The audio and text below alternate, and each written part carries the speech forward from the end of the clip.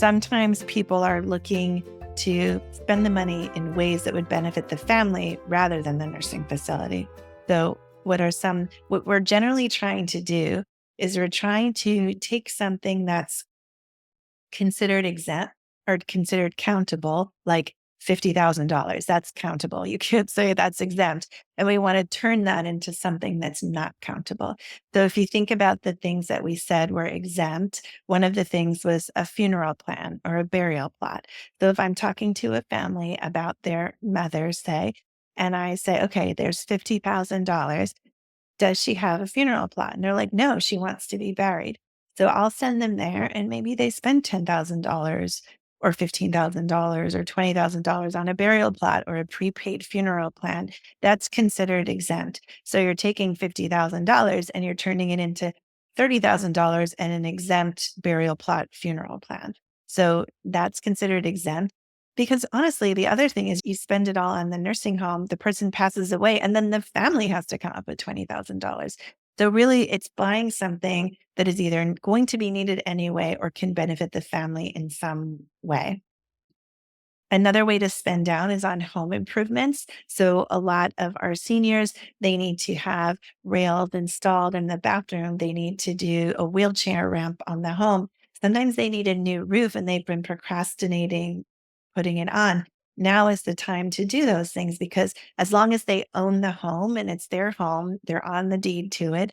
If they spend, let's say, 20,000 of that 50,000 on a funeral plan, maybe they're going to need to spend another 28,000 on a new roof or a wheelchair ramp or something. And of course, that adds value to the home and it adds value to the family, and it's considered an appropriate use of the funds. You can also give your assets away, but you have to do that 5 years ahead of time. So sometimes I'm joking, like, what day do you think you're going to need to go to Halemakua? And of course, none of us know that. If we did, then like 5 years and a day or a week prior to that, we would transfer our assets. The reason that there's a 5 year, it's called a look back period, is because the government doesn't want you to have like $1 billion on Tuesday, give it away on Wednesday, get free care on Thursday. So people will consider giving away their family home or something, like they don't want to get a lien on that because it's been in their family for a long time, or they have 2 kids in 2 homes and they don't want that one of them to have to get sold to pay off a lien. So they will consider giving those to the kids in advance. And by in advance, 5 years before they have to do the Medicaid application. There are some tricky things about that. So I would suggest you talk to an attorney if you're thinking about doing that.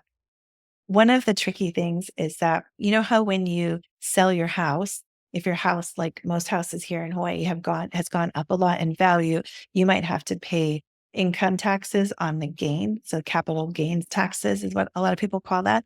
You might have to pay income tax on the gain. So a lot of our clients have very highly appreciated real estate. Sometimes they bought it when one of our clients bought our property for $7,000. So you can imagine if you buy your property for, let's make it a little bit more, $100,000, and then it's worth $1.1 million. And if you were to sell that, there's $1 million of gain. Similarly, if you give a property to someone during your lifetime, so let's say mom gives her property to her son while she's still alive, and maybe he's never planning on selling it, but for whatever reason, he does have to sell it. His tax basis is the same as his mother's, $100,000. That's called carryover basis. So if son sells it for 1.1 million, his tax basis is also 100,000, just like if the mom would have sold it while she was alive. So he's looking at $1 million in gain. To contrast that, if you pass away and then you leave someone your property, they get a stepped up tax basis. So if instead of mom giving it while she's alive, she leaves it to him in her will or her trust. Same story. She bought it for 100,000. It's now worth 1.1 million. She passes away and leaves it to the son. Son ends up having to sell it. Maybe that's not what he planned, but that's what has to happen. He sells it for 1.1 million. The stepped up tax basis is 1.1 million. There's no gain. There's no income tax due on that transaction. So as you can see, that's a much better scenario. So when people are wanting to transfer property to their kids while they're alive, we want to look at how much gain there is. And we want to kind of assess how likely the kids are to sell it. If the kids are never selling that property because everyone is clear they're never going to be able to get another property in Hawaii, and everyone understands that, and the kids are working and they can afford to keep up the property, it's probably okay. But if the kids are potentially going to have to sell it, or if they're going to fight over it and it's going to end up having to get sold, I feel nervous about giving away a house, because then if the kids have to sell it, they have to pay so much in income taxes, sometimes more than if the person had kept the property and paid for long-term care. But that's something we kind of have to do our best guess in the moment. So the advantage of giving it away 5 years before needing Medicaid is that it doesn't count toward your Medicaid eligibility, and there won't be a lien put on it after you, like if once you're in a nursing home. The disadvantage is if the kids sell the property, they are going to have to pay more in income taxes than if you left it to them after you passed away. One of the exceptions that we use kind of a lot, and this is more in a crisis case. So someone has not done planning. Mom needs to go to Halemakua. They're worried about what will happen with the house, because most people have heard there's something bad that happens with the house if you go to a nursing facility and you're on Medicaid. And so what we will ask is if any of the kids have been residing on the property for 2 years.